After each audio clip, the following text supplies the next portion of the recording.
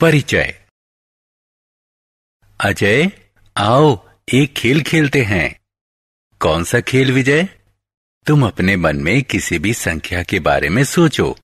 इस खेल के अंत में मैं तुम्हें वह संख्या बता दूंगा। ठीक है। अब उस अंक के साथ 4 का गुणा करो। ठीक है, कर लिया। अब गुणनफल के साथ 5 जोड़ो। ठीक है, कर लिया। अब बताओ क्या परिणाम मिला? 65। अब मैं तुम्हें वह संख्या बताता हूं जो तुमने पहले सोची थी। क्या वह संख्या 15 है?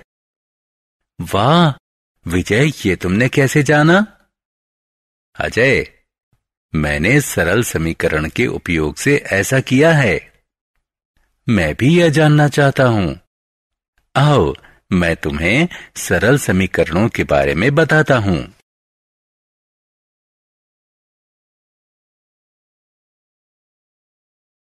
उद्देश्य। इस पाठ के अंत में आप निम्न करने में सक्षम हो जाएंगे। एक समीकरण को बनाना, समीकरण की अवधारणा को समझना, किसी कथन को समीकरण में और किसी समीकरण को कथन में परिवर्तित करना, समीकरण को हल करना, स्थानापन्न को समझना, सरल समीकरण से संबंधित समस्याओं का समाधान करना। समीकरण बनाना। सबसे पहले मैं तुम्हें समीकरण बनाना बताऊंगा। आओ एक उदाहरण लेते हैं।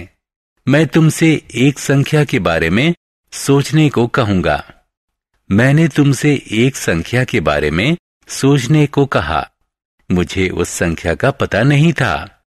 मेरे लिए यह कुछ भी 1, 2, 3, 11 या 100 हो सकती थी। मैं इस अज्ञात संख्या को एक अक्षर x से व्यक्त करता हूं। तुम x की जगह y या t या कोई भी दूसरा अक्षर ले सकते हो। मैंने तुम्हें संख्या को 4 से गुणा करने को कहा। गुणनफल 4x हुआ। फिर इसमें 5 जोड़ा जो कि 4x जमा 5 हुआ। आपको परिणाम 65 प्राप्त हुआ था, जिसका अर्थ है कि 4x जमा 5 बराबर है 65 के। अब x का मान जानने के लिए इसमें विभिन्न मान रखते हैं। यदि x बराबर 1 है तो हम उत्तर 9 प्राप्त करते हैं। यदि x बराबर 5 है तो हम उत्तर 25 प्राप्त करते हैं। इसी प्रकार यदि x बराबर 15 है तो हम उत्तर 65 प्राप्त करते हैं। यह बहुत आसान है। समीकरण 1। विजय, क्या तुम बता सकते हो कि समीकरण क्या होता है? समीकरण में सदैव समानता का एक चिन्ह होता है। समता के चिन्ह से पता चलता है बाईं ओर के व्यंजक का मान चिन्ह के दाईं ओर के व्यंजक के मान के बराबर है। यदि दाईं ओर बाईं ओर के व्यंजक का मान परस्पर बदल दिया जाए तो भी समीकरण समान रहता है। अब मैं तुम्हें एक कथन दूंगा। तुम्हें इसे समीकरण में बदलना होगा। क्या तुम तैयार हो? हाँ, 3 बार x और 11 का योग 32 है। 3 बार x हुआ 3x। 3x और 11 का योग होगा 3x जमा 11 योग हुआ 32। तो समीकरण 3x।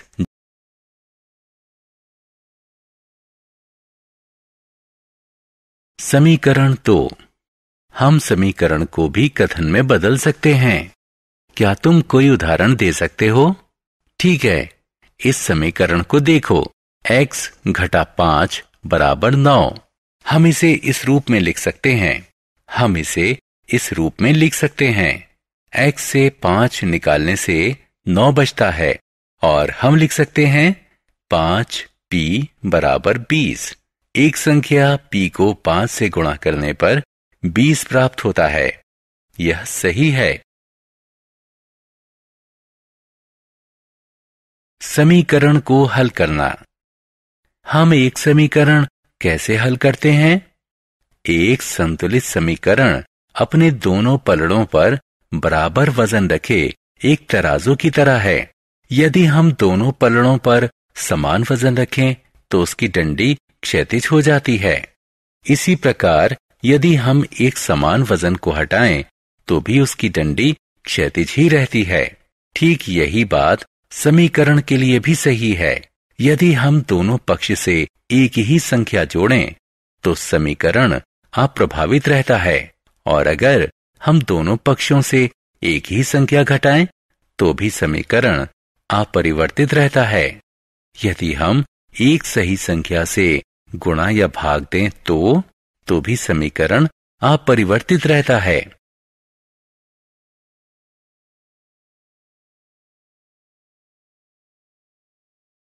उदाहरण, आओ एक समीकरण लेते हैं। x जमा 3 बराबर 8। इस समीकरण के दोनों पक्षों से हम 3 घटाएंगे। नया बायां पक्ष है x जमा 3 घटा 3 बराबर x, और नया दायां पक्ष है 8 घटा 3 बराबर 5। इस प्रकार हम x बराबर 5 प्राप्त करते हैं। लेकिन हमें 3 क्यों घटाना चाहिए?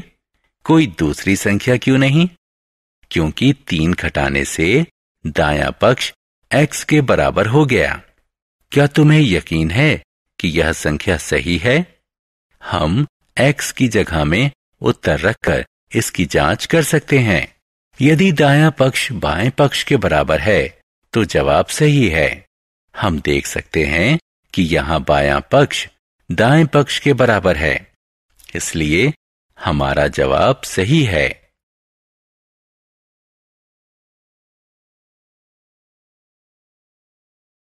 पृष्ठ, फलक और शीर्ष। अब इस समीकरण को लें। 5y बराबर 35। सिर्फ y पाने के लिए हम दोनों पक्षों में 5 से भाग देंगे।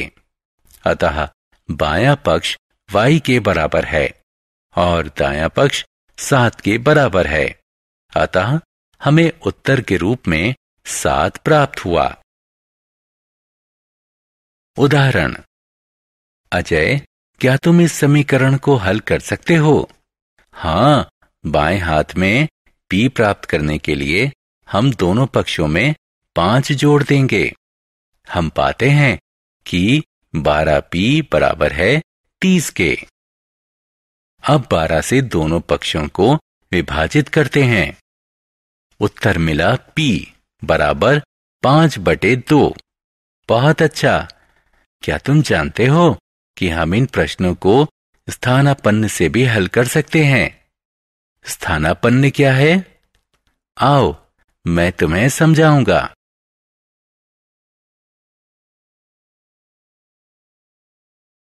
स्थानापन्न।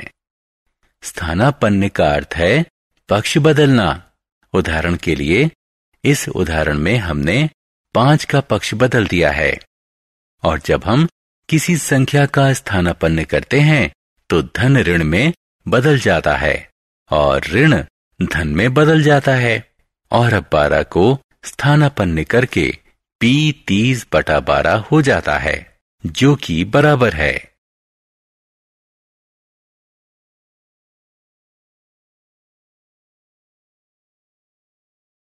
वास्तविक जीवन से उदाहरण। अजय, अब तुम समीकरण को हल करना जानते हो। तुम्हारे लिए एक प्रश्न है, पूछो। राजू के पिता की उम्र राजू की उम्र के 3 गुना से 5 साल ज्यादा है। राजू के पिता की उम्र 44 साल है, तो राजू की उम्र पता लगाओ। हमें राजू की उम्र पता करनी है, तो हम उसकी उम्र x मान लेते हैं। अब राजू की उम्र के 3 गुना से 5 ज्यादा 3x जमा 5, जो 44 के बराबर है। अब हम इस समीकरण को हल करेंगे। 5 को दाएं तरफ स्थानापन्न करने पर हमने प्राप्त किया 3x बराबर 39 के। 3 को दाएं तरफ स्थानापन्न करने से हमने पाया कि x बराबर है 13 के, इसलिए राजू की उम्र 13 साल है।